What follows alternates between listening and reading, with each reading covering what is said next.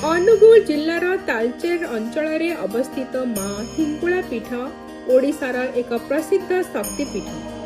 श्रद्धा भक्ति और लोक विश्वास रे एही पीठर एक स्वतंत्र स्थान रही।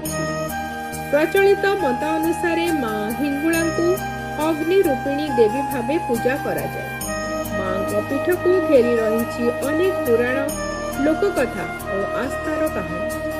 प्रतिवर्ष एठारे हिंगुला यात्रा अनुष्ठित होता है। एही समय रे अनुगुल जिला समेत ओडिशार विभिन्न अंचलरू हजार हजार भक्त मां दर्शन पाई एठारे एकत्रित होती। यात्रा समय रे पीठ और एहार आखपाख अंचल भक्ति और उत्सव रे मुखरित होई उठे।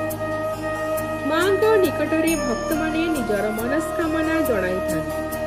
केही परिवारर सुख शांति पाई प्रार्थना करती तो आउ केही निजर मनस्कामना को पूर्ण पाई मां को शरणापन्न होती। मां हिंगुला पीठ केवल एक धार्मिक स्थल नुहे, यह तालचेर सांस्कृतिक परिचयर एक अविच्छिन्न अंश। आस्था और परंपरार एही पवित्र भूमि को थरे आसिले मां दर्शन सह एठाकार आध्यात्मिक परिवेश को मध्य अनुभव करिहेबे।